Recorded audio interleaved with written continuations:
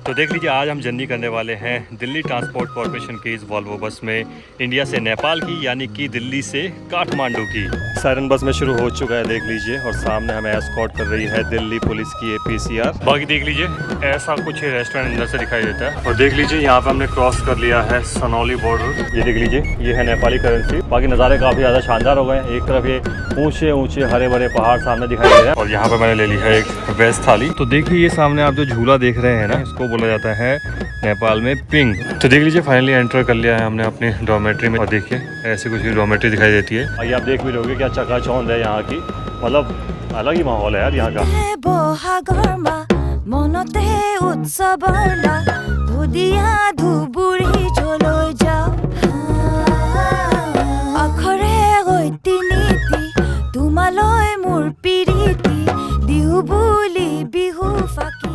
Good morning guys, good morning from New Delhi. So एक और नया दिन, एक और नया व्लॉग। और आज का जो व्लॉग है ना, वो बहुत ही ज़्यादा खास होने वाला है, क्योंकि आज मैं करने वाला हूँ एक इंटरनेशनल बस जर्नी। जी हाँ, आज मैं ट्रैवल करने वाला हूँ भारत नेपाल मैत्री बस सेवा में फ्रॉम इंडिया टू नेपाल, यानी कि दिल्ली टू काठमांडू। तो दिल्ली गवर्नमेंट DTC के अंडर इस रूट पे एक वॉल्वो बस ऑपरेट करता है। और वो जो वॉल्वो बस है ना, बहुत ज़्यादा खास रहती है। सायरन वगैरह उस पर लगे रहते हैं। तो जब दिल्ली से एग्जिट लेती है या फिर नेपाल में एंट्री लेती है, तो सायरन बजाते हुए जब वो जाती है ना बस, तो ऐसा लगता है कि कोई VIP ट्रैवल कर रहा हो। तो पूरी VIP फीलिंग आती है उस बस में ट्रैवल करने में। तो काफ़ी सारी चीज़ें इस जर्नी के दौरान मैं आपको दिखाने वाला हूँ, जैसे कि इस रूट के दौरान रोड कंडीशंस आपको कैसी देखने को मिलने वाली हैं। नेपाल में जेनजीज का हाल फिलहाल में एक प्रोटेस्ट हुआ था, तो उस प्रोटेस्ट के बाद नेपाल की कैसी कंडीशंस हैं वो आपको देखने को मिलने वाली हैं। साथ ही साथ नेपाल के खूबसूरत नज़ारे इस वीडियो में मैं आपको दिखाऊंगा। बाकी इंटरनेशनल बस जर्नी तो आपको देखने को मिलने ही वाली है कि भाई क्या क्या प्रोसेस रहता है, बुकिंग का, टिकट फेयर क्या रहता है, नेपाल में एंट्री का क्या प्रोसेस रहता है, कैसे आप इस बस के थ्रू नेपाल में एंट्री कर सकते हैं, और कितना टाइम लग जाता है इस वॉल्वो बस में इस जर्नी को कंप्लीट करने में। तो सारी चीज A to Z इस वीडियो में आपको देखने को मिलने वाली है। बाकी आपको बता दूं, बस अपनी रवाना होनी है अम्बेडकर टर्मिनल से सुबह 10 बजे, और काठमांडू नेपाल आई थिंक हमें पहुंचा देगी कल इवनिंग में 3-4 बजे के आसपास तो पहुंचा देगी। बाकी जब पहुंच जाएंगे तभी एग्जैक्ट टाइम का पता लग पाएगा। तो चलिए, फिलहाल टाइम भी ऑलमोस्ट हो ही गया, 8:30 हो चुके हैं। तो फिलहाल मैं यहाँ से निकलता हूँ अम्बेडकर टर्मिनल की ओर, जो कि I think Delhi Gate metro station के नज़दीक में है। मेरे घर के नज़दीक में मेट्रो स्टेशन पड़ता है मोती नगर। तो मैं यहाँ से जाऊँगा दिल्ली गेट मेट्रो स्टेशन और पहुँचूंगा अम्बेडकर टर्मिनल, और बाकी बातें करता हूँ आपसे वहाँ पहुँच के।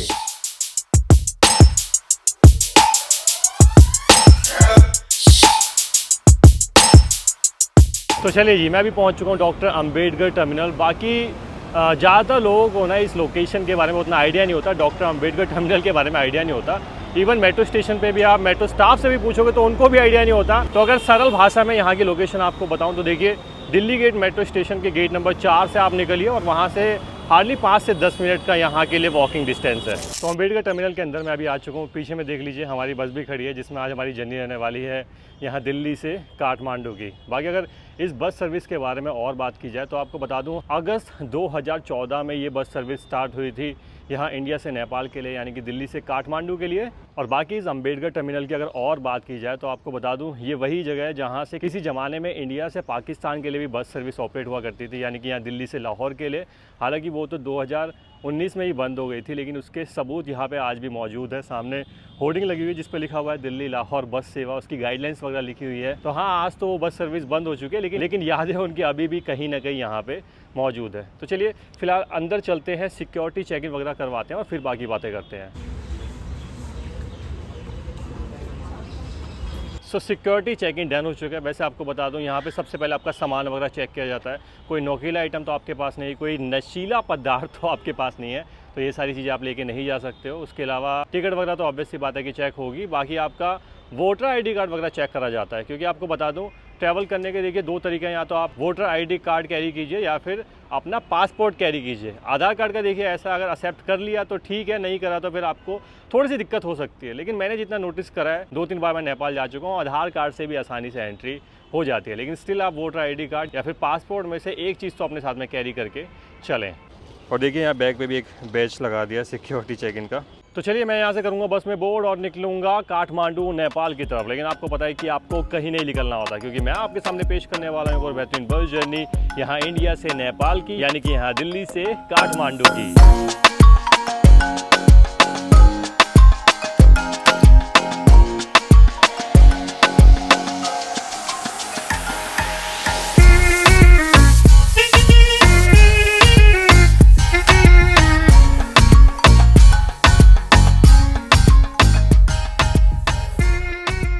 तो देख लीजिए फाइनली बस में बोर्ड कर लिया है। 2x2 का पुश बैक सीट कम्बिनेशन आपको देखने को मिल जाता है। और तो वॉल्वो बस मैंने आपको कई बार दिखाई है। ओवरहेड लगेज कंपार्टमेंट आपको देखने को मिलता है। मेन जो बड़ा कंपार्टमेंट होता है वो होता है नीचे, और तो सभी सीट्स पे एसी ब्लोअर रीडिंग लैंप वगैरह आपको देखने को मिल जाते हैं। वैसे आपको बता दूँ अपनी जो सीट रहने वाली है वो ये फ्रंट की 2 सीट्स रहने वाली हैं। मेरा नाम मनोज यादव है, मैं यहाँ का इंचार्ज हूँ। ठीक है, यहाँ से 4 बस चलती है भारत नेपाल मैत्री बस सेवा।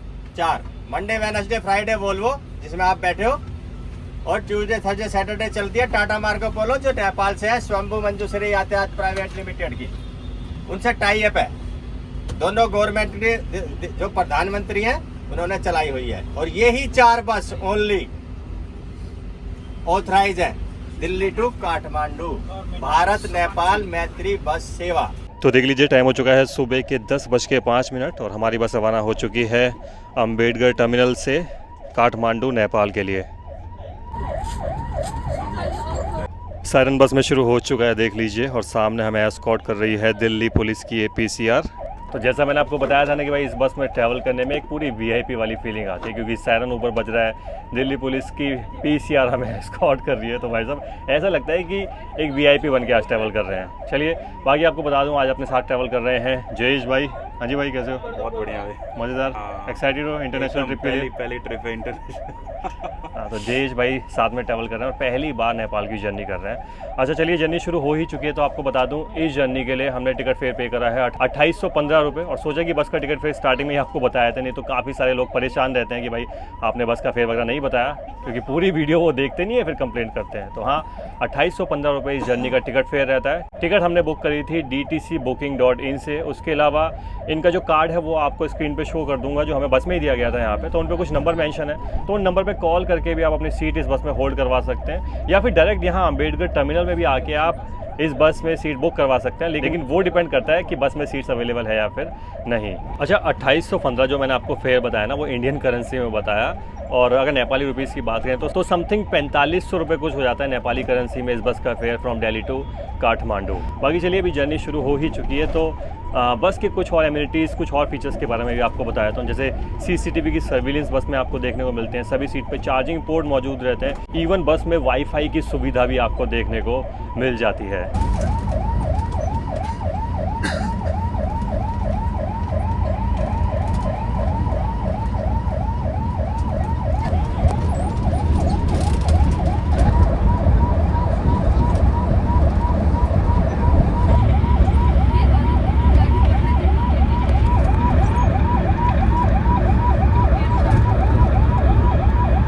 तो चलिए अभी हम पहुंच चुके हैं दिल्ली और उत्तर प्रदेश के बॉर्डर पे, यानी कि दिल्ली और नोएडा के बॉर्डर पे। और दिल्ली पुलिस की PCR ने यहाँ से U-टर्न मार लिया, मतलब वो यहीं तक इस बस को एस्कॉर्ट करती है, दिल्ली से एग्जिट करवाती है बेसिकली बस को। और देख लीजिए ये सामने आप जो गेट देख रहे हैं ये नोएडा का एंट्रेंस गेट है, ऊपर लिखा भी हुआ है वेलकम टू नोएडा।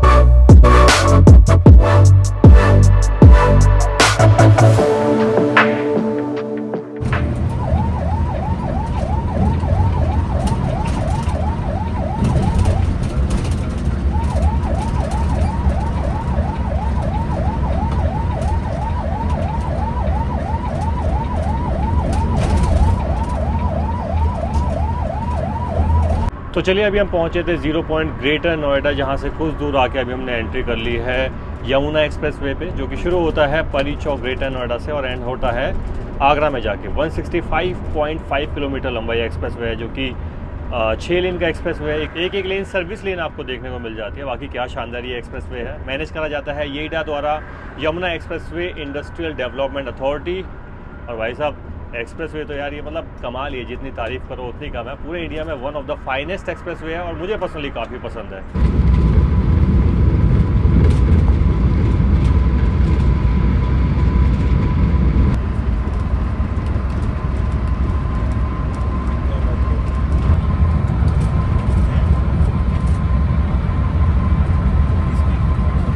ऑलराइट जी, तो टाइम हुआ है दिन के 12:20 और बस अभी पहुंच चुकी है वृंदावन कट, जिसको कि राया कट के नाम से भी जाना जाता है।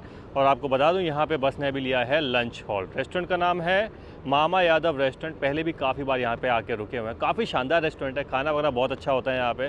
चलिए वो मैं आगे आपको दिखाऊँगा अच्छे से। बाकी वृंदावन की यहाँ से दूरी की बात करी जाए तो आप मान के चलिए कोई 12 से 15 किलोमीटर के बीच का डिस्टेंस है अगर आप यहाँ से वृंदावन जाना चाहें तो। और इवन जितनी भी प्राइवेट बसेज़ हैं जो दिल्ली मथुरा अपनी सर्विस देती हैं वो सारी यहीं इसी राया कट पे पैसेंजर्स को ड्रॉप करती हैं।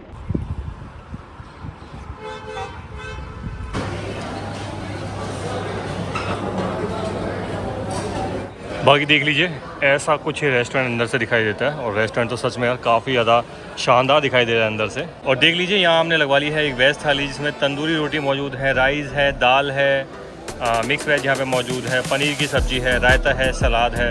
तो चलिए इसको टेस्ट करते हैं, फिर आपको बताते हैं कि वेज थाली में जो खाना है उसका टेस्ट यहाँ पे कैसा रहने वाला है।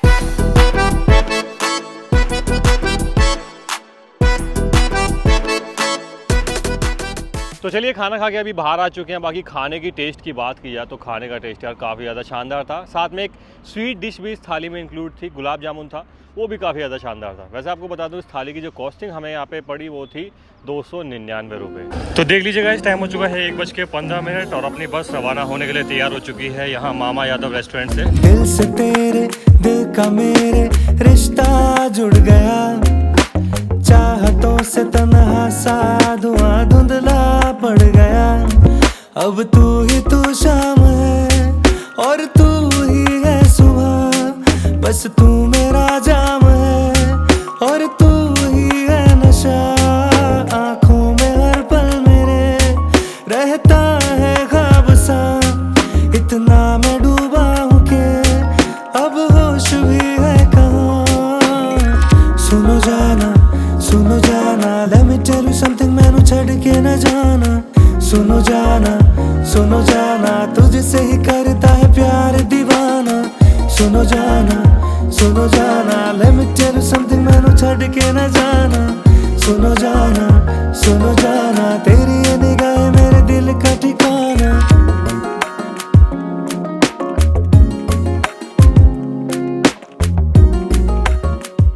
तो देख लीजिए टाइम हुआ है 2:15। अभी हम पहुंच चुके हैं कुबेरपुर कट आगरा, जहां पे ये यमुना एक्सप्रेसवे होता है समाप्त। वैसे आपको बता दूं यहाँ से अभी हम आगरा को बाईपास कर रहे हैं। तो इधर में देख लीजिए यहाँ पे पूरा डाइवर्जन है जहाँ से आप आगरा के लिए अंदर मुड़ सकते हैं।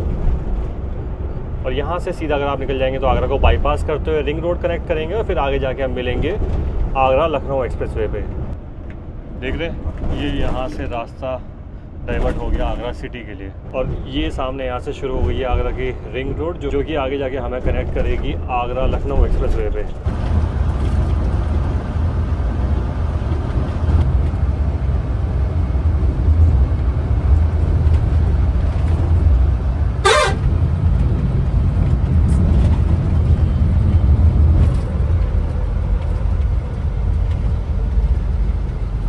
और देख लीजिए ये जो रिवर सामने आप देख रहे हैं ये है यमुना रिवर।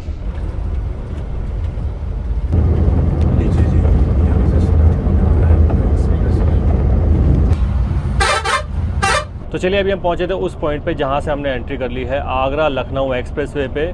और जैसे ही इस एक्सप्रेसवे पे आप एंट्री करते हैं ना, सामने एक होर्डिंग लगी हुई है जिस पे आज भी लिखा हुआ है देश के सबसे लंबे एक्सप्रेसवे आगरा लखनऊ एक्सप्रेसवे पे आपका स्वागत है। हालांकि अब तो दुनिया भर के एक्सप्रेसवे बन चुके हैं जो इससे भी लंबे एक्सप्रेसवे हैं। किसी ज़माने में ये लंबा एक्सप्रेसवे हुआ करता था। तो चलिए अभी तो बहुत सारे लंबे एक्सप्रेसवे इंडिया में बन चुके हैं। बाकी आप कमेंट करके बताइए कि इंडिया का सबसे लंबा एक्सप्रेसवे कौन सा है।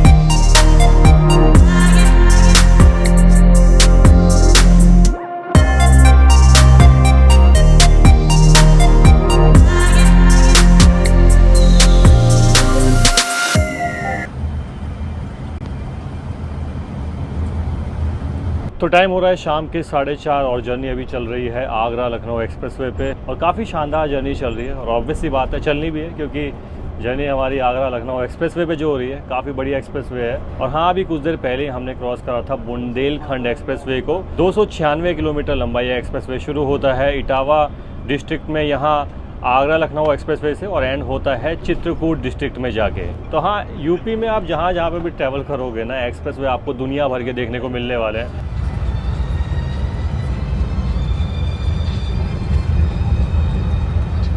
तो टाइम हुआ है शाम के 5:50 और कन्नौज में बस ने अभी लिया है छोटा सा फ्रेशन अप हॉल्ट। करीबन आधे घंटे का ये हॉल्ट लिया गया है। आप मेरे पीछे देख रहे होगे यहाँ पे रेस्ट ऑफ एरिया मौजूद है।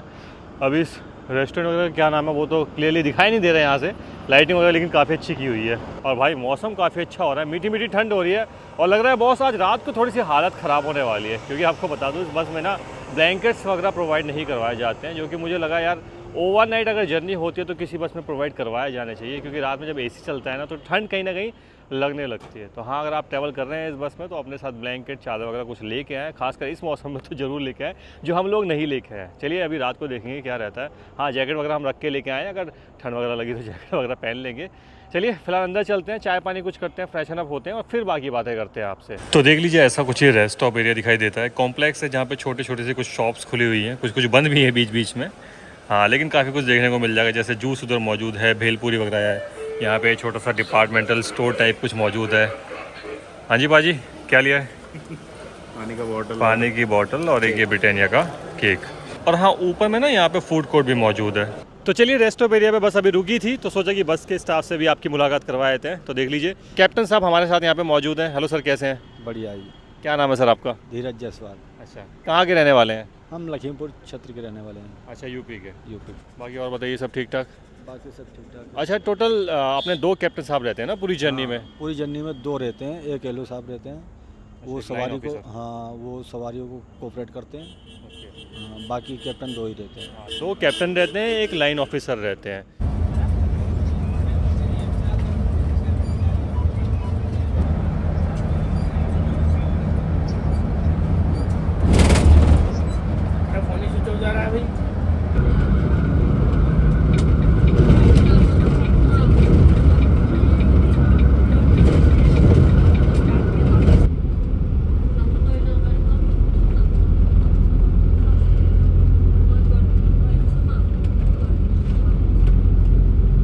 तो चलिए टाइम हो चुका है रात के 7:40 और फाइनली हमारा स्वागत हो चुका है नवाबों की नगरी लखनऊ में। तो चलिए स्वागत है आप सभी का लखनऊ में। बाकी अगर आप में से कोई लखनऊ से वीडियो देख रहा है तो कमेंट करके बताइए और ये भी कमेंट करके बताइए कि लखनऊ को किन किन चीज़ों के लिए जाना जाता है। वैसे आपको बता दूं लखनऊ सिटी के अंदर से हम बिल्कुल होके नहीं जाने वाले हैं, बेसिकली इनर रिंग रोड से लखनऊ को बाईपास करने वाले हैं। और देखिए अभी हम एंटर हो चुके हैं लखनऊ की इनर रिंग रोड पर।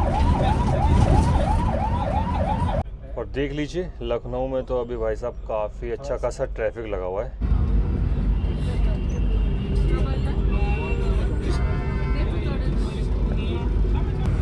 जो इसकी बढ़ गया ना गाड़ी की, इसको चलाने में मजा ही अलग है गाड़ी का। तो अभी बस में ना सायरन ऑन था और देख रहा था आजू बाजू में लोग ऐसे मुड़ मुड़ के बस को देख रहे थे। इवन कुछ लोग तो आगे बाइक पे चल रहे थे, हेलमेट नहीं पहना हुआ था और जैसे ही सायरन ऑन हुआ ना भाई तुरंत उन्होंने हेलमेट पहन लिया। उनको लगा कि भाई पुलिस या ट्रैफिक वाले ना आ गए हो। साथ ही में पीछे में एक ठेका था, वहाँ पे कुछ लोग बाहर खड़े होकर दारू वारू पी रहे थे। तो जैसे ही सायरन सुना वो लोग भी हड़बड़ा गए क्योंकि बाहर पीना तो इलीगल होता है ना।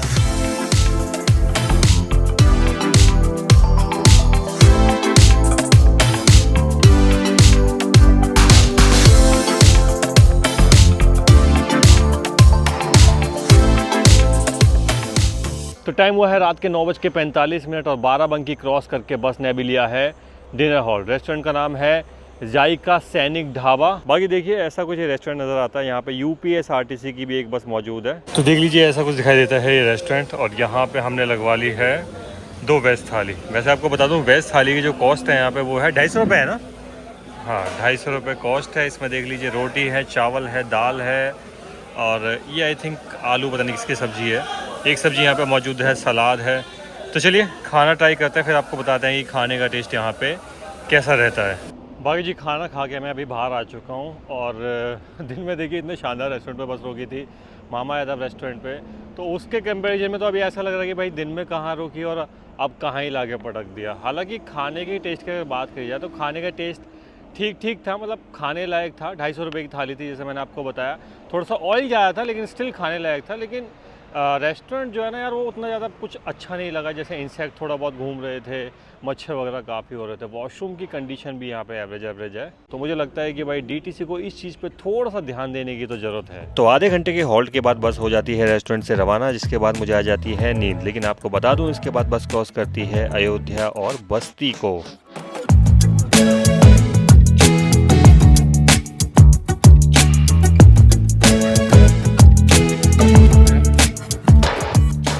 Good morning from Maharajganj district, Uttar Pradesh. Time हुआ है सुबह के 3:30 और नियर बाई विलेज है मोहनापुर।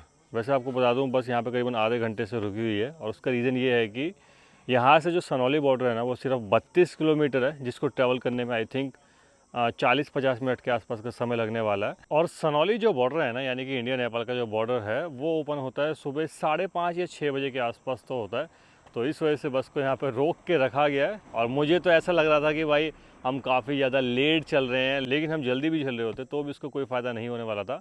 हमें यहीं पे आके इन द एंड खड़ा होना पड़ता है, क्योंकि बॉर्डर तो भाई सुबह सुबह खुलता है। तो उस केस में मुझे ऐसा लगता है कि इस बस की टाइमिंग को थोड़ा सा डिले और किया जा सकता है। जैसे कि ये सुबह 10 बजे दिल्ली से रवाना होती है, तो 10 बजे ना निकल के इसको वहाँ से 12 बजे भी डिपार्ट करवाया जा सकता है। उससे क्या होगा ना कि यहाँ पे वेटिंग टाइम थोड़ा सा कम हो जाएगा। चलिए कोई नहीं, ये तो डीटीसी का अपना मामला है, उनका अपना स्केड्यूल उन्होंने अपने हिसाब से सेट करा हुआ है। बाकी जिस ढाबे पे बस को रोका गया उसका नाम है न्यू खालसा ढाबा।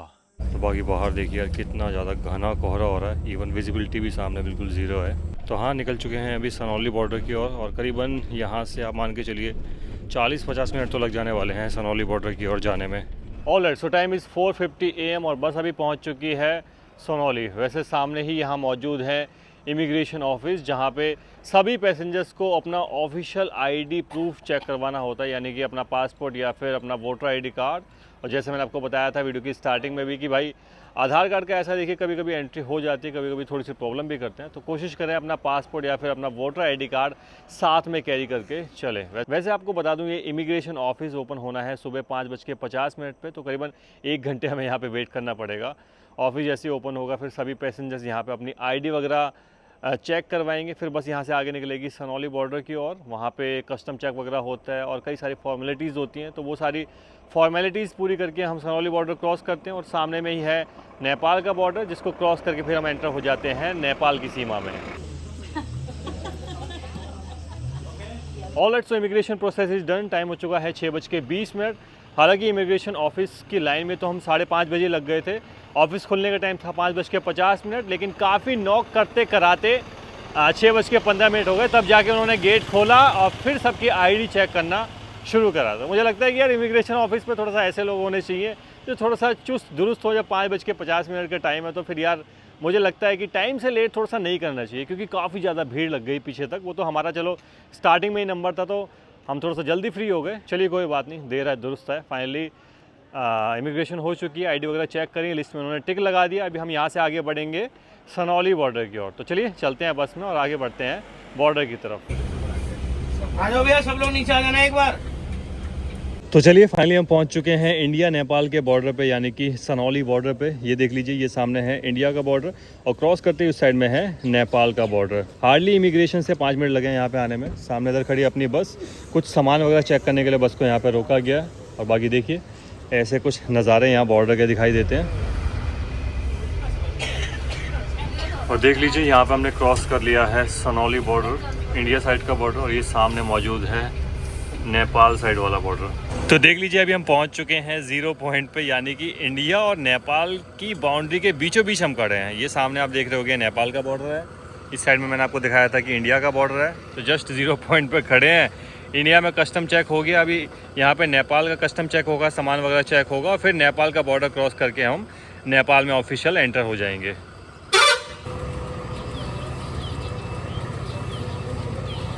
तो जी इंडियन साइड वाले बॉर्डर पे, यानी कि सनौली बॉर्डर पे अपना सामान वगैरह चेक करवा के अभी हम एंटर हो चुके हैं नेपाल साइड वाली बॉर्डर पे, यानी कि भैरवा बॉर्डर पे। तो चलिए स्वागत है आप सभी का नेपाल में। तो देख लीजिए अभी हम पहुंच चुके हैं नेपाल के कस्टम ऑफिस पे, जहां पे सामान वगैरह सभी यात्रियों का चेक किया जा रहा है।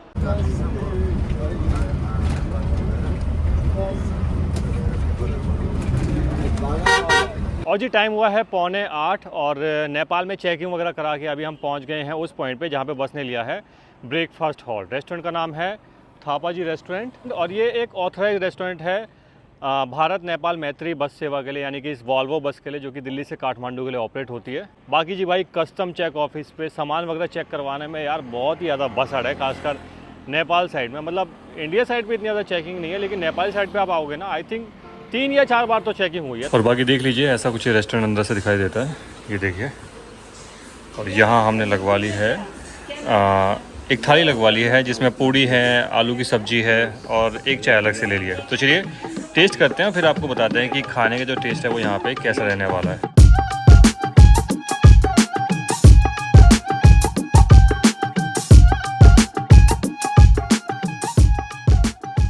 तो टाइम हो चुका है 8:30 और ब्रेकफास्ट करके अभी हम बाहर आ चुके हैं और देख लीजिए बस भी चलने के लिए तैयार हो चुकी है। वैसे आपको बता दूं चना और पूरी का जो टेस्ट था ना वो काफ़ी लाजवाब था, साथ में चाय भी काफ़ी बढ़िया बना रखी थी। और अगर 2 चाय और 2 चना प्लेट की कॉस्टिंग की बात की जाए तो वो हमें यहाँ पे करना पड़ा 170 नेपाली रुपये। आवाज़ नहीं आ रही, फोन तो आ रहा है।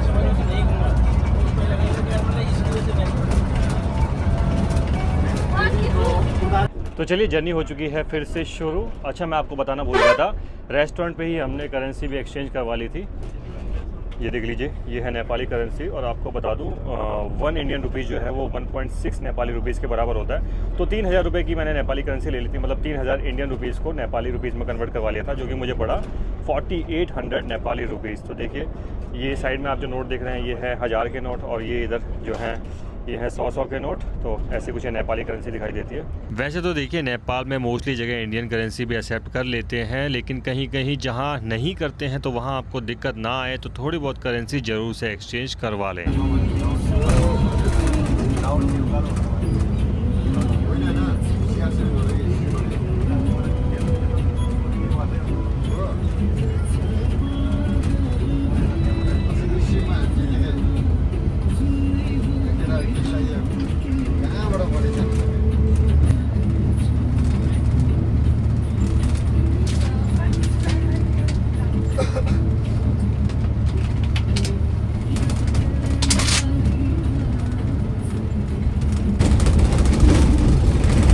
रेलवे शाकर की वजह से कितनी इसकी थी गाड़ी,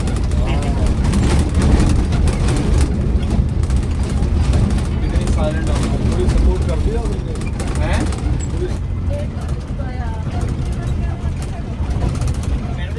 नेपाली चलाओ ना, हिंदी चलाओ।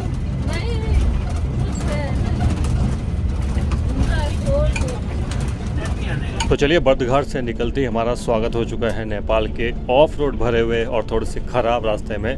काम वगैरह यहाँ पे चल रहा है तो इस वजह से कंडीशन रोड की जो है अभी काफ़ी ख़राब देखने को मिल रही है।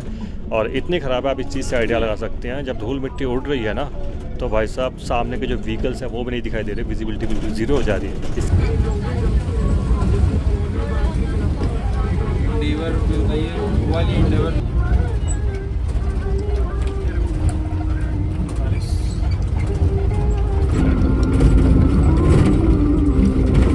उसके बल्टी एक्सल वो चली आ रही है।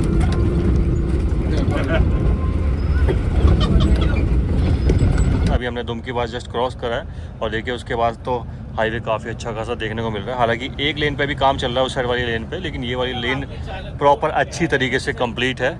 चलिए आशा करते हैं इसी तरीके से अच्छे रास्ते में आगे भी देखने को मिलेंगे ताकि जो जर्नी है वो हमारी काफ़ी ज़्यादा स्मूथ रहे।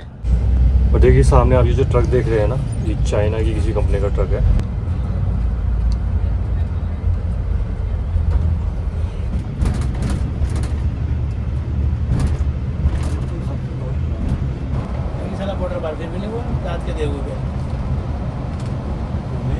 आप पैदल चले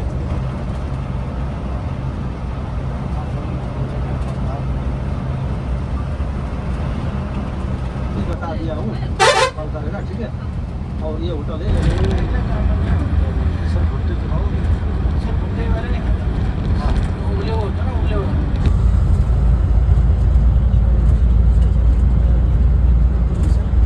टाइम हो चुका है 11:14 और देख लीजिए अभी हम क्रॉस कर रहे हैं नारायणी रिवर को।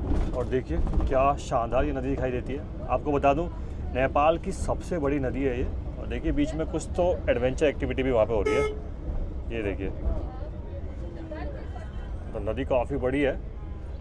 और आपको बता दूं इंडिया में इस रिवर को गंडकी या गंडक रिवर के नाम से भी जाना जाता है, क्योंकि इंडिया से होके भी ये रिवर फ्लो करती है। और देखिए उधर कुछ तो मेला वगैरह कुछ लगा हुआ है नदी के किनारे ना। और नारायणी रिवर क्रॉस करके अभी हम पहुंच चुके हैं नारायणगढ़। और देख लीजिए ऐसा कुछ ये पूरा नारायणगढ़ वाला एरिया नज़र आता है।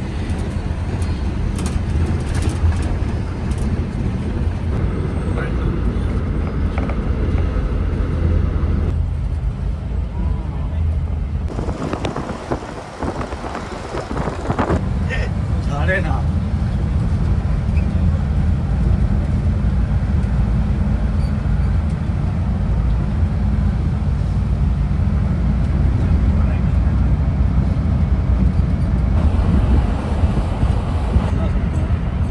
आपकी इच्छा होली बुलाने की मतलब हमारी पूरी इच्छा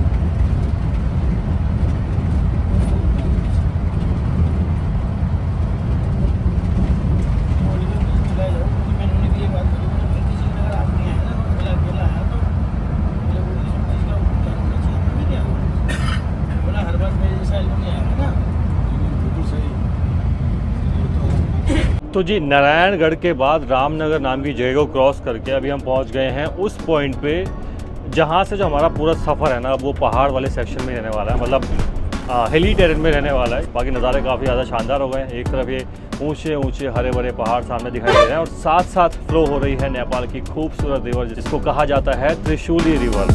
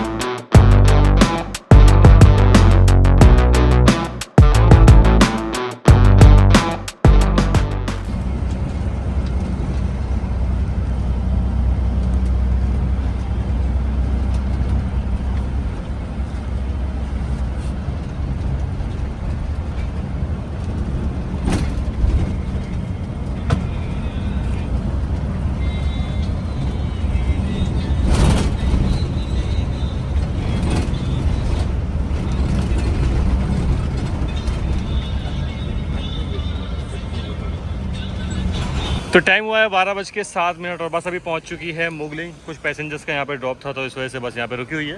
बाकी आपको बता दूं यहाँ से दो रास्ते निकलते हैं। लेफ्ट में रास्ता निकल जाता है पोखरा की तरफ और राइट में ये रास्ता निकल जाता है आगे काठमांडू की तरफ। और बाकी देखिए ऐसा कुछ ये मुगलिंग वाला जो पूरा एरिया नज़र आता है, काफ़ी खूबसूरत एरिया है, चारों ओर बड़े बड़े पहाड़ों से घिरा हुआ है। तो टाइम हो चुका है 12:30 और मुगलिंग से थोड़ा आगे आते ही ना हम एक बड़े लंबे चौड़े जाम में फंस चुके हैं। और आई थिंक करीबन 15-20 मिनट तो हो चुके हैं इस जाम में फंसे हुए। और अभी कितना देर हमें और लगने वाली है यहाँ पे वो कुछ कहा नहीं जा सकता, क्योंकि भाई उधर कहीं दूर तक भी जाम ही जाम दिखाई दे रहा है। तो चलिए देखते हैं कितनी देर में हम यहाँ से निकल पाते हैं। और देख लीजिए यहाँ पे नेपाल की एक सोफ़ा सीटर बस दिखाई दे गई है। आपको बता दूँ नेपाल में ना सोफ़ा सीटर बसेस का बहुत ज़्यादा प्रचलन है। भयंकर जाम लगा हुआ है बॉस, देख रहे हो आप।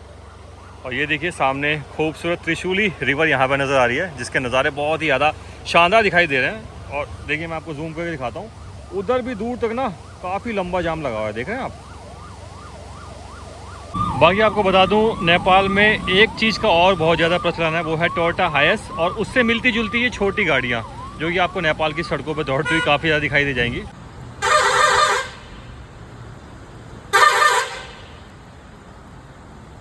और देखिए ये सामने से आ रही है नेपाल गवर्नमेंट की बस, और ये बस भी ऑपरेट होती है काठमांडू से दिल्ली रूट पे।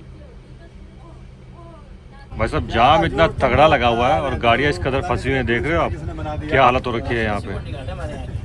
मतलब उस बस के वहाँ पे भी स्पेस नहीं है बिल्कुल, और ये बस भी इधर नहीं हिल सकती। डीजल खत्म हो गया। हाँ उधर गाड़ी में डीजल खत्म हो गया और एक गाड़ी आगे खराब है ना। उसका टायर चेंज। हाँ मेरे ख्याल से इन्हीं के चक्कर में पूरा जाम लगा हुआ था। और कुछ नहीं, इसके आगे खाली पड़ा था। देख लो बिल्कुल भाई, कितना गैप है दोनों गाड़ियों के बीच में, कैसे गाड़ियाँ निकाली जा रही हैं यहाँ पे, देख रहे हो। नेपाल का अरे वाह, और देख लीजिए इन सब के मज़े कौन ले रहा है, डॉगी बाइक के पीछे बैठ के। कहाँ फंस गया। लाइन में रहना, हम देख रहा हूँ।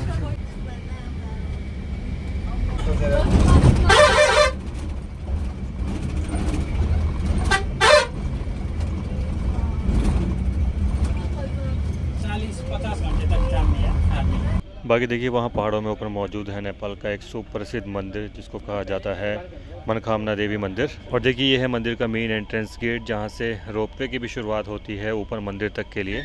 बाकी देखिए पहाड़ों में ये जो स्टेप फार्मिंग की जाती है, यानी कि सीढ़ी नुमा खेती, देखने में कितनी ज़्यादा सुंदर लग रही है, देख रहे हैं आप। तो टाइम हुआ है दिन के 2 और करीबन 1.25 घंटे, यानी कि 1 घंटा 45 मिनट जाम में फंसते फंसाते हुए अभी हम पहुँचे हैं कुरिनटार, जहाँ पे लिया गया है लंच हॉल। रेस्टोरेंट का नाम है hotel Sumeru lodge restaurant and bar. अच्छा, बार से आपको बता दूं कि नेपाल में मोस्टली ढाबे रेस्टोरेंट वगैरह पे भी आपको बार की सुविधा देखने को मिल जाती है, मतलब दारू आसानी से अवेलेबल हो जाती है अगर आसान शब्दों में कहूँ तो। अच्छा, एक खासियत नेपाल के ढाबों और रेस्टोरेंट की और होती है, यहाँ पे ना आपको वाईफाई की सर्विस भी देखने को मिल जाती है, जो कि इंडिया में मतलब अवेलेबल बड़े बड़े रेस्टोरेंट में होती है लेकिन पब्लिक के लिए नहीं होती, लेकिन यहाँ पे पब्लिक के लिए भी वाईफाई सर्विस अवेलेबल रहती है। अभी देखिए डिफरेंस भी है, क्योंकि इंडिया में भाई अनलिमिटेड डाटा सबके फ़ोन्स में रहता है, तो उस वजह से वाईफाई की ज़रूरत उतनी पड़ती नहीं है। वहीं नेपाल में जो डाटा है थोड़ा सा लिमिटेड रहता है लोगों के फ़ोन्स में, तो मुझे लगता है कि उसके चलते यहाँ पर जो ढाबे रेस्टोरेंट वगैरह रहते हैं वहाँ पे वाईफाई की सुविधा देखने को मिल जाती है। बाकी हाँ, हम कहते हैं हम थे जाम पे, तो हाँ भाई साहब बहुत भयंकर जाम लगा हुआ था यार, मतलब हालत ही ख़राब हो गई यार बस में बैठे बैठे। और बाकी देखिए पीछे में मौजूद है नेपाल का फेमस हाईवे, जिसको पृथ्वी हाईवे बोला जाता है। बहुत बिजिएस्ट हाईवे भी है नेपाल का ये, और इसको हाईवे नंबर 4 के नाम से भी जाना जाता है। और देखिए यहाँ पे ना ये झूला एक मौजूद है, और भैया ने मुझे बताया कि ये दशहरे के महोत्सव है, यहाँ पे लोकल लोग मिलकर लगाते हैं, मतलब हर एरिया में लगाते हैं ना। अच्छा, क्या बोलते हैं इसको? Ping, Nepali ping. हाँ तो देख लीजिए, हाँ जैसे झूला रहता है ना, बट इसका स्ट्रक्चर देखिए कितना डिफरेंट है। तो बैम्बू से बनाते हैं ये, और भैया ने कहा चलो मैं आपको झूल के भी दिखाता हूँ, मज़े आ रहे हैं झूलने में। बाकी देख लीजिए भाई, ऐसा कुछ रेस्टोरेंट अंदर से दिखाई देता है। और यहाँ पे मैंने ले ली है एक वेज थाली, जिसमें चावल है, आलू की सब्जी है, चटनी है, ये पापड़ है, खीरा है, और ये आई थिंक दही है। तो सेल्फ सर्विस है, देख लीजिए यहाँ पे ये बुफे टाइप लगा हुआ है। इसके अलावा साग भी मौजूद है वहाँ पे ना। तो चलिए खाना वगैरह खा के अभी मैं बाहर आ चुका हूँ। बाकी अगर एक नेपाली थाली की रेट की यहाँ पे बात करी जाए तो वो था 300 नेपाली रुपए। बाकी अगर आप नेपाल आ रहे हैं और कुछ फैंसी या फिर कुछ बहुत चटपटा मसालेदार खाने का सोच रहे हैं, तो नेपाल के ढाबे पे ना उस तरह का खाना आपको थोड़ा सा कम देखने को मिलता है। क्योंकि आपको बता दूं यहाँ पे ना लोग थोड़ा सा सादा खाना खाते हैं, मतलब बहुत ज़्यादा तीखा, बहुत ज़्यादा मसाला यहाँ के खाने में आपको देखने को नहीं मिलता है।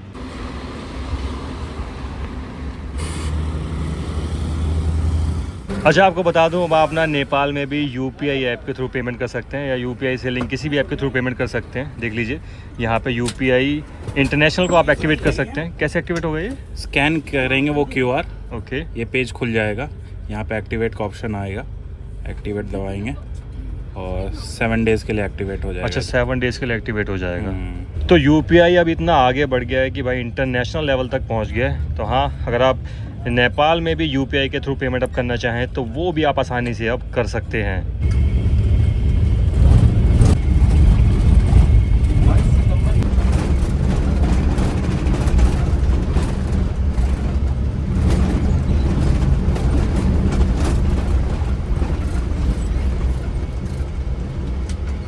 भाई साहब देख रहे हो सामने बने हुए घर कितने ज़्यादा सुंदर लग रहे हैं। ऐसा लग रहा है कि कोई सीनरी देख रहे हैं या फिर कोई वॉलपेपर देख रहे हैं। यार इस बार भी बता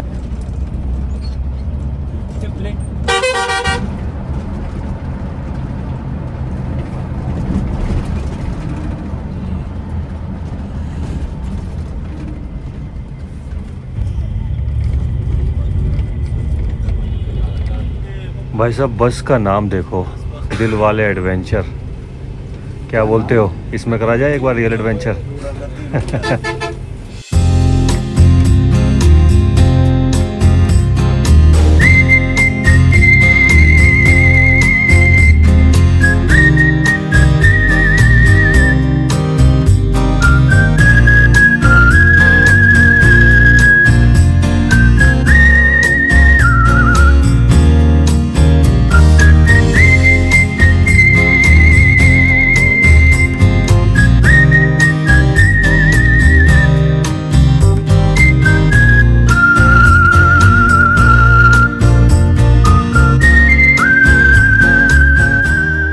तो चलिए टाइम हो चुका है 6:50 और फाइनली मैं पहुंच चुका हूं काठमांडू में अपने ड्रॉपिंग लोकेशन यानी कि स्वयंभू में। बाकी बात करें जर्नी की तो क्या बात करें जर्नी की यार, करीबन 33 घंटे हमें लग चुके हैं इस जर्नी को करने में, क्योंकि जाम बहुत ज़्यादा हमें देखने को मिला। रास्ते बीच बीच में काफ़ी ख़राब थे। बाकी अगर नेपाल के रास्तों की और बात की जाए तो देखिए पहले से तो थोड़ी सी इम्प्रूवमेंट है, लेकिन उतनी इम्प्रूवमेंट नहीं है कि आपकी जर्नी बहुत ज़्यादा स्मूथ हो सके और आप टाइम पे पहुंच सकें। तो हाँ, कहीं ना कहीं रोड इंफ्रास्ट्रक्चर में सुधार की थोड़ी सी ज़रूरत है। और दूसरी चीज़ मैंने आपको बताया था कि नेपाल में जाके देखेंगे कि भाई जेनजीज़ का जो मूवमेंट हुआ था, आंदोलन हुआ था, उसके बाद कंडीशन यहाँ पे कैसी है। तो देखिए देखने में तो सब कुछ नॉर्मल लग रहा है, सब कुछ फ्रेंडली लग रहा है और कंडीशन काफ़ी स्टेबल लग रही है। लेकिन अभी इंटरनली क्या चल रहा है वो तो कुछ कह नहीं सकते, लेकिन यहाँ का आप कह सकते हो कि जो वाइब है वो काफ़ी अच्छी ही लग रही है। मतलब ऐसा कोई मतलब कोई दिक्कत परेशानी नहीं लग रही है। अच्छा, एक चीज़ मैं आपको और बता दूं, वैसे तो ये बताने की चीज़ नहीं है, ऑब्वियस सी बात है कि इंडिया की सिम यहाँ पे वर्क नहीं करने वाली है, तो यहाँ पे आपको आगे अलग से सिम लेनी होती है। मेरा मेन मोटिव जो था इस बात को छेड़ने का वो ये था कि आप रास्ते में कहीं सिम नहीं ले सकते हैं, क्योंकि बस ऐसी जगह पर कहीं भी नहीं रुकती है जहाँ से आप सिम खरीद सकें। तो सिम आपको सीधा लेनी पड़ेगी यहाँ अपने ड्रॉपिंग पॉइंट पे आके, यानी कि स्वयंभू में आके। यहाँ जैसे ही स्वयंभू में आप उतरेंगे ना, आसपास में कई सारी शॉप है, तो यहाँ से सिम वगैरह आप ले सकते हैं। अच्छा, बात करें जर्नी एक्सपीरियंस की तो देखिए 33 घंटे एक बहुत ही लंबा टाइम होता है, लेकिन हाँ अगर आपको लंबी जर्नी करने की आदत नहीं है तो ये सफ़र आपके लिए थोड़ा सा हेक्टिक हो सकता है। हालांकि आज थोड़ा जाम वगैरह था, अदरवाइज़ बस का जो स्टाफ है वो बता रहा था कि 4 से 5 बजे के आसपास आसानी से स्वयंभू पहुँच जाते हैं। तो चलिए जर्नी की सारी डिटेल मैंने आपसे शेयर कर दी है, सारे एक्सपीरियंस आपसे शेयर कर दिए हैं। फिलहाल चलते हैं अपने हॉस्टल जो कि थामेल में, यहाँ से कुछ टैक्सी वगैरह करते हैं और बाकी बातें करते हैं वहाँ पहुँच के। थामेल बंद नहीं होता है। अच्छा, थामेल बंद ही नहीं होता है क्या? दूसरा जगह में बंद होता है, ये तो टूरिस्ट एरिया है ना। अच्छा। और लेट्स अभी हम आ चुके हैं थामेल। और बात करें थामेल की तो थामेल नेपाल में एक ऐसी जगह है जो 24 घंटे ना बंद नहीं होती है। और ख़ासकर यहाँ की जो नाइट लाइफ है वो बहुत ही ज़्यादा फेमस है। यहाँ के डांस बार हो गए, डांस क्लब हो गए, रेस्टोरेंट्स हो गए और पब्स हो गए, तो काफ़ी ज़्यादा यहाँ वो चीज़ें फेमस है। बाकी आप देख भी रहोगे क्या चकाचौंध है यहाँ की, मतलब अलग ही माहौल है यार यहाँ का। क्या बोलते हो?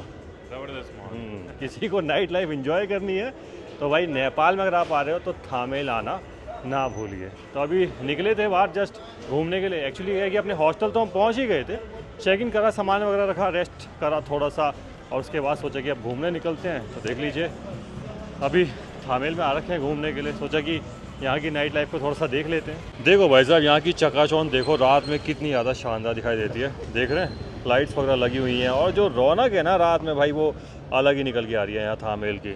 तो देख लीजिए फाइनली एंटर कर लिया है हमने अपने डॉर्मेट्री में जिसका नाम है यकेटी यैक। और देखिए ऐसे कुछ डॉर्मेट्री दिखाई देती है। ये यहाँ का रिसेप्शन एरिया है, यहाँ पे कुछ सिटिंग एरिया आपको देखने को मिल जाता है। इधर में देख लीजिए इनका रेस्टोरेंट एरिया मौजूद है और रेस्टोरेंट एरिया भी काफ़ी ज़्यादा खूबसूरत दिखाई दे रहा है। तो देख लीजिए फाइनली अपनी डॉर्मेट्री में हमने एंटर कर लिया है। ऐसी कुछ डॉर्मेट्री दिखाई देती है। वैसे आपको बता दूँ इसमें टोटल 8 बेड मौजूद रहते हैं और देखिए ऐसे कुछ बेड यहाँ के नज़र आते हैं।